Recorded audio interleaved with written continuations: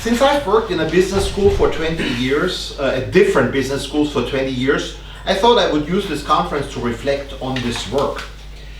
In Theory and History, Mises powerfully criticizes the political agendas of social scientists who aim to replace the logic of individual human action with collectivist explanations of social facts. Unfortunately, this impulse is still alive and well in academia, because within the contemporary social and organizational sciences, the quest for a better world is booming. Academic researchers' quest for creating a better world through their work is based on the premise that social dreams, also known as utopias, are legitimate aims of social scientists' research agendas.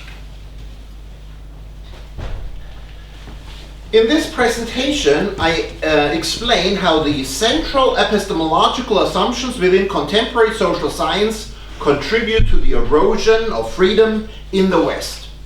My central thesis is that many fields of inquiry run the risk of abandoning the search for scientific truth because they increasingly embrace a social activist vision instead. Using something that you might be familiar with if you follow the business and economics news, I will use the concept of corporate social responsibility as one illustrative research area in organization studies, in which I identify as the important epistemic root cause of this accelerating effort to put social change rather than truth claims at the center of economic and social research. An ideologically driven rejection of the status quo and humans' biological evolutionary heritage. First root cause, in my opinion.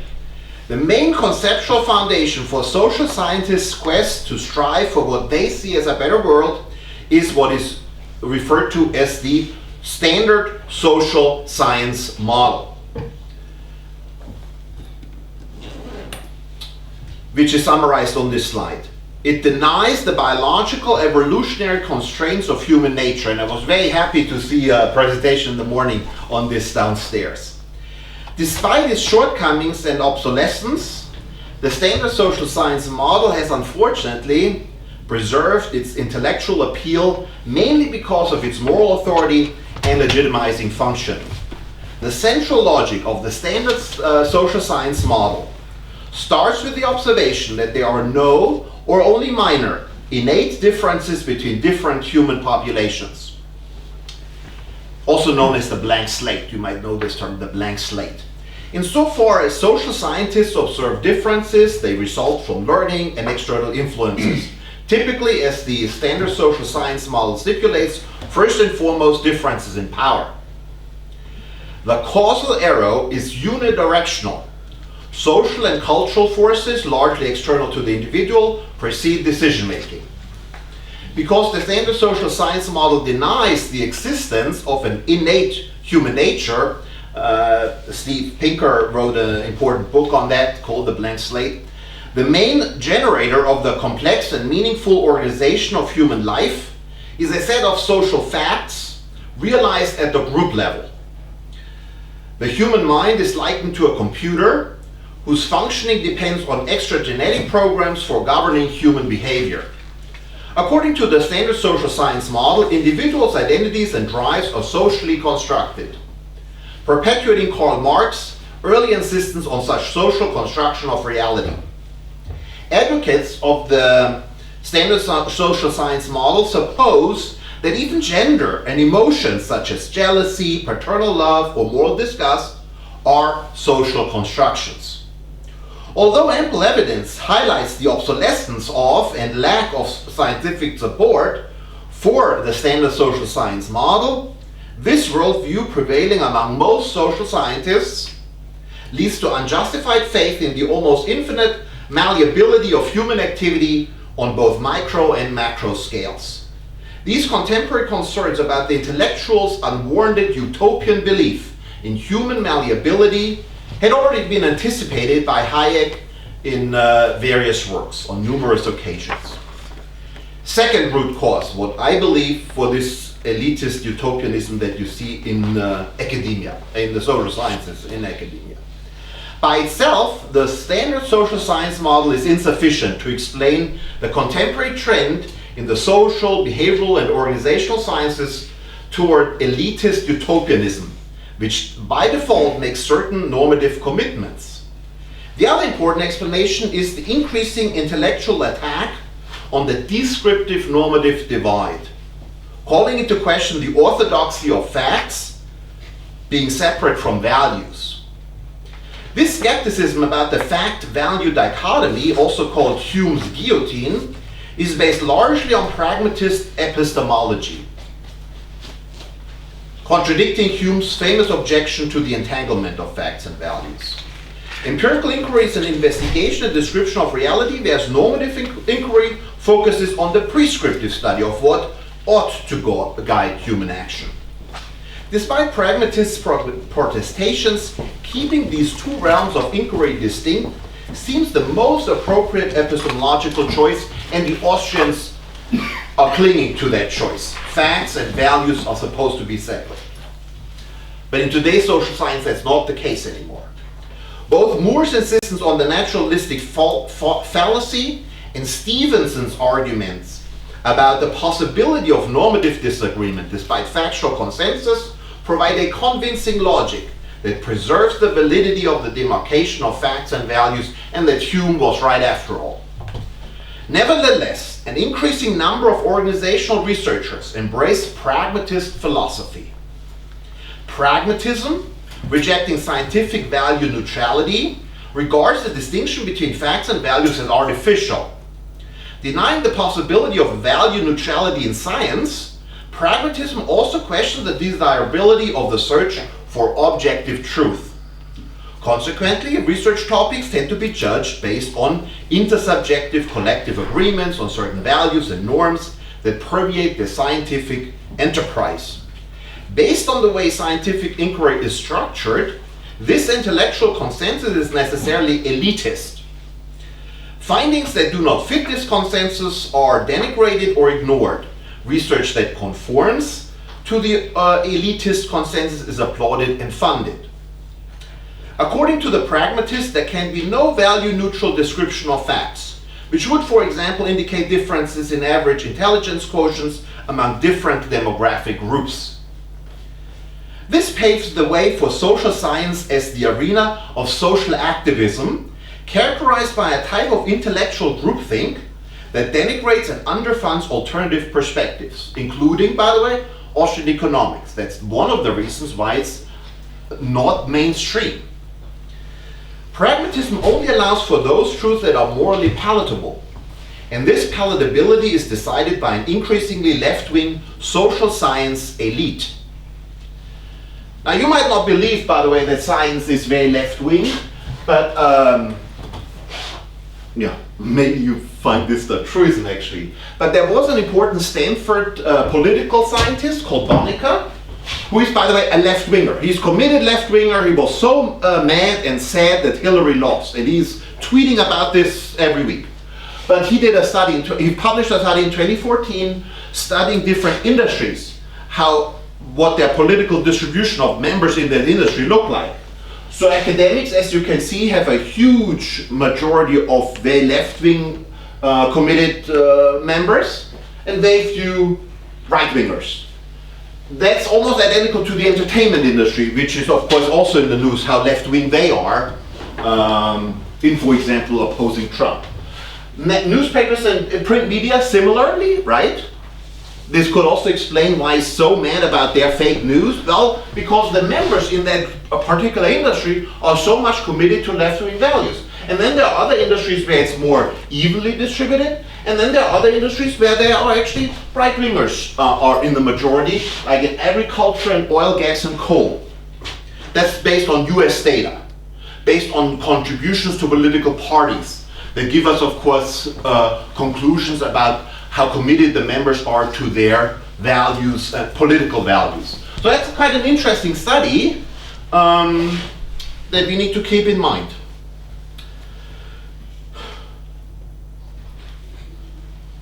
And then my illustrative example is corporate social responsibility, because everyone is talking about it. Even conservative, right-leaning parties are actually, they're convinced that this will save the world.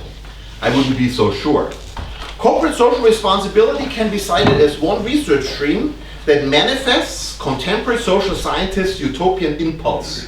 The research program on CSR, it's often abbreviated CSR, focuses on how organizations can improve society. So for example, they should implement affirmative action, gender quotas, all those good things, you know, environmentally responsible, of course, and then they need to stick to all those goals that the UN sets. The definition of improving society may seem to be innocuous and ideologically neutral, but it is not, as my own research has shown. So I've already published several papers on that, on social responsibility. In my own research, I've shown that many CSR scholars seem to presume that any social force that militates against left-wing values, for example compassion, self-evidently impedes social progress and thus harms society. According to the CSR doctrine, responsible organizations are now only those that embrace the collectivist doctrine of stakeholder management. You might also have heard this term, stakeholder responsibility, stakeholder management. Which loosens the grip the consumers hold over the course of production. The economic machine becomes, from the point of view of the people, less efficient and less responsive, Mises wrote in 1962, because corporations increasingly cater to the narrow doctrinaire views of non-governmental organizations or NGOs. Whereas in most micro areas, researchers at least try to preserve a semblance of dispassionate conceptualization, researchers in CSR seem to have abandoned this central scientific norm of objectivity. An objective conceptualization of CSR would steer clear of subjective ideological commitments in circumscribing what specific organizational actions improve society. Broadly speaking, CSR focuses on and intrinsically promotes the unholy trinity of diversity, equity, and inclusion. Also, by the way, I increasingly see on Twitter people refer to this as the DIE religion, diversity, inclusion, and equity. DIE. First arbiters of CSR inside and outside of academia attribute high social responsibility to those organizations that are committed to diversity of ethnicity, sexual identity, and a wide range of identity politics demographics, rather than viewpoint diversity. See, they focus on ethnic, gender diversity, all those obvious superficial qualities, rather than viewpoint diversity. Second, to bring about the point of white male patriarchy, socially responsible policies favor the value of equity, which is increasingly defined as equality of outcomes, for example in the form of gender quotas. Third, social responsibility embraces policies of inclusion which contradict traditional Western values such as freedom of expression and systematically discriminate against Caucasians, especially white men or Southeast Asians, and there have even been lawsuits filed in the US in admission policies to universities. Some successful, some not so far. Overall, the socio-political utopia embraced by CSR scholars is distinctly left-wing, distinctly collectivist, and thus opposed to libertarian, conservative, and traditionalist values. Clearly, CSR responds to activist researchers calling in pursuit of a left-wing social cause. Though not explicitly grounded in a Marxist understanding of business history, CSR can readily be interpreted from a Habermasian perspective, and Habermas, as you might know, consistently self-identified as a Marxist. In line with intellectual elites' general preference for socialist collectivism, more individualist conceptions of responsible managerial behavior, like Randian economics or Randian objectivism, are systematically excluded from any notion of responsible firm behavior.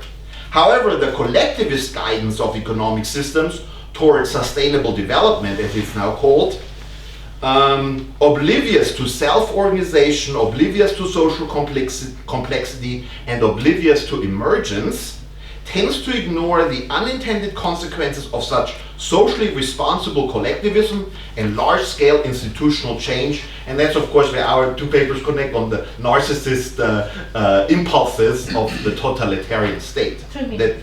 Thank you. So what are the direct consequences? If if universities teach what I'm saying they are teaching for those epistemological reasons, at least those two, there are of course other reasons as well, but those two are the main ones. What are the consequences of that? Well, there are two that we need to think about. Let's first focus on the science itself. If the public at large no longer regards academics as objective researchers and dispassionate observers of social and economic reality, widespread skepticism about the truth claims produced by those activist scientists will only increase. In such a scenario, the status of organization science and economics could be diminished and harmed so severely that constituencies outside of academia would invariably start to question the legitimacy of this type of research.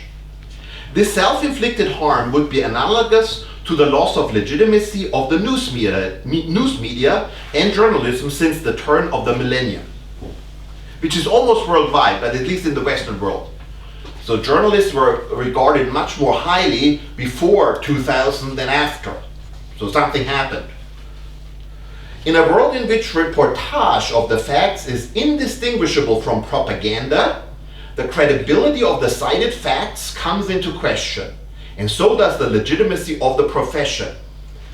While researcher activists' virtue signaling of combating racism, sexism, and all sorts of other isms can be predicted to increase researchers' legitimacy within their increasingly homogeneous scientific community that is left-wing, the external community, characterized by greater viewpoint diversity, will start to have doubts about these researcher activists' objectivity. So this could happen, that social science loses its status, if scenario 1 is true. But scenario 2 could also happen. This is an alternative scenario that could become a dystopian nightmare for society. It is equally plausible as the previous argument in the following sense. Researcher activists are not met with external skepticism or scorn, but are instead rewarded by external political and business elites for their social activism with positions of increasing power and influence. In this case, the pragmatist value commitments, in combination with the standard social science mindset, will win the day.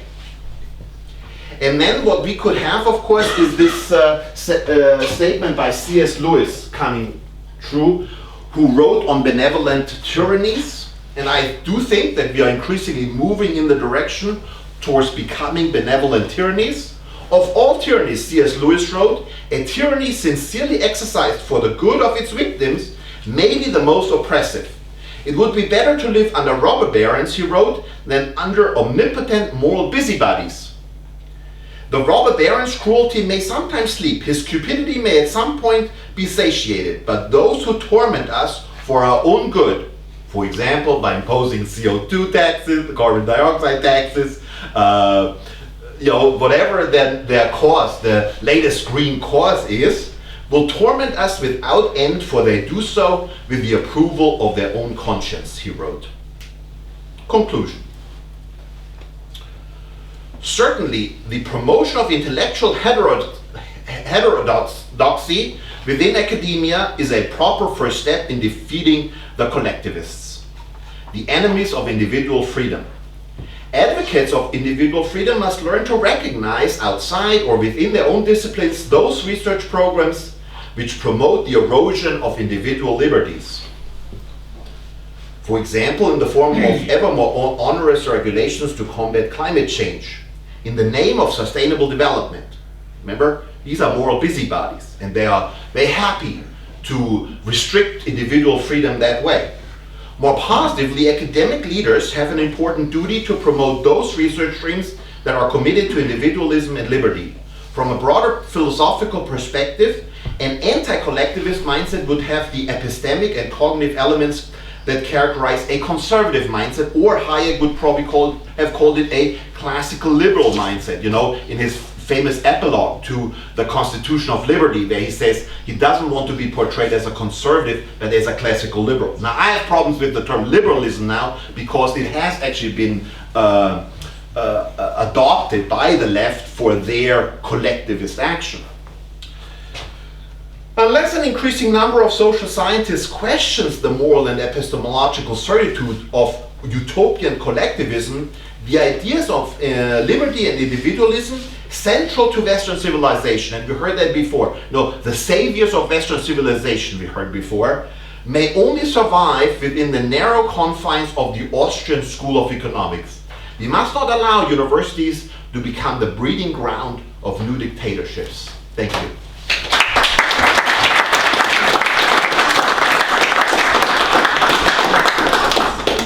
Any questions? Any questions? So, when you talk about benevolent tyranny, I wonder how this could play out in the long run, and because I understand that it could be meant just applied to social sciences and intellectual freedom. However, what would you say about the impact of academics and of the entertainment industry, for example, in the States, on general political system? Because I could see that if their agenda plays out in the big scale, then that would be actual tyranny. Then people would learn where things come from, and this would be some kind of intellectual turn towards the truth in the long run. Or could it be that they don't really affect the political system that much, and then universities would just drift away in a bubble from reality? I just wonder how this process. I wonder if universities, university increasingly become important for career success. And by the way, what when in the US, and even by the way, they have adopted this same terminology in Europe: bachelor, master, PhD. And studies show that it becomes increasingly important that you go further in your university studies. So if this is true, you cannot become a bubble, because it will become more and more important for parents to send their children to those institutions that indoctrinate them. And so they will always be firmly integrated, and actually be integrated even more the further organizations require higher degrees. And then, of course, the longer you stay, the assumptions would be, in my case it's not true, and in many other people's cases it's not true, that people that are critical of what's going on, that it's a big indoctrination camp. A lot of universities have now become left-wing indoctrination camps. And by the way, I'm not the first one who says this. There are many books out now that this might be most true in the US, but I've seen it in Australia. I've worked in Australia. I've not worked that much in Europe, but from what I've seen, they're also firmly embedded in this collectivist value system. And so the divorce between society and universities, that they become a bubble and they drift away, is, I believe, unrealistic. And so they will further and further influence. Now, of course, people do wake up, and that's the other thing that I also observe, that people increasingly recognize that that's what they are being manipulated. Now, of course, on the other hand, you also see a lot of people buying into, especially the green collectivism, because I think the current ideology of climate change and all of that is just socialism under a new guise, in a new set of clothes, and that's the green, And so, because their values, if you really look further into the members of many green parties, they are very collectivist, very socialist. I call them Leninists, Stalinists, when you actually look further and further and investigate what they're all about. So that's just socialism under a new guise. And I think people see that increasingly in Europe, especially. I'm very heartened by the reaction of voters in Europe that vote out these parties that say they are for the good of the people and are benevolent, but whether they would become real tyrannies. And by the way, then you also need to question, is maybe the backlash to that leading to new tyrannies that are then, but that's so far in the future, I don't want to speculate on that. But yes, I do believe the benevolent tyrannies are real tyrannies, and they are at the doorstep. And we cannot support them. As individualists, we cannot support these collectivist value systems that they embrace. Professor Orlitzky, if, as you started off, the principle here is the seeking of utopianism, is there a way in your mind's eye to address that cause in order to reverse it? In other words, is there a balance point or another way through the solution that others are seeking through the utopia? I mean, what is the viable alternative? Because you have a group of people who want for this outcome of this, however you want to define utopia. In your mind's eye, what can be done to alter the course of that thinking? I would agree with Robert Nozick, the famous Harvard philosopher, who has died 10, 15 years ago. But in his book, State and Utopia was in the title, he was very clear that individualists should, and by the way, they cannot even create a new, and I explained that also in one of my papers, I think it was published in 2015, that individualism cannot create a counter-utopia, because individualism would acknowledge the multitude of values, that every one of us has an individual value system, and to bring them into a utopia that is, especially if it's defined by an elite, is self-contradictory. It cannot be done, because they are individualists are believers in pluralism, in pluralist values. And so what I've said in this paper and what I've said before is that we need to be committed, because as soon as you speak about utopia, you're bringing norms and values into your scientific activity, and that's inherently dangerous. But if you actually stick to the Austrian viewpoint, that they are clearly separate things, and that science should be value-free, then we are on the right path.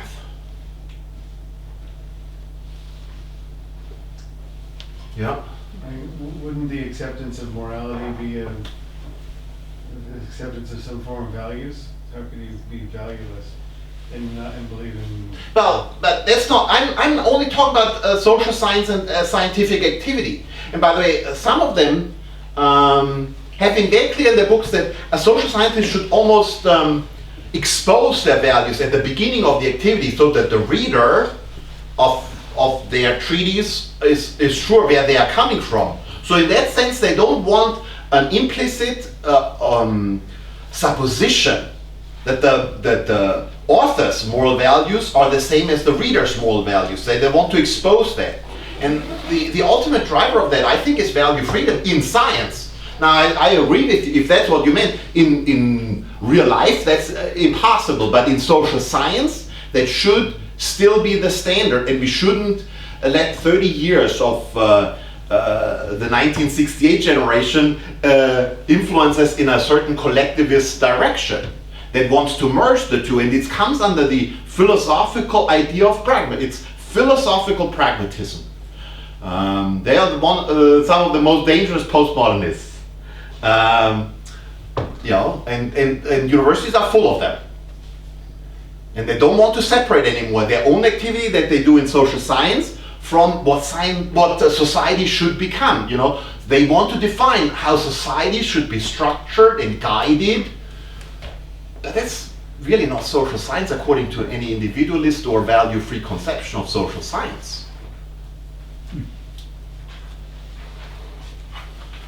Okay, Pani, das ist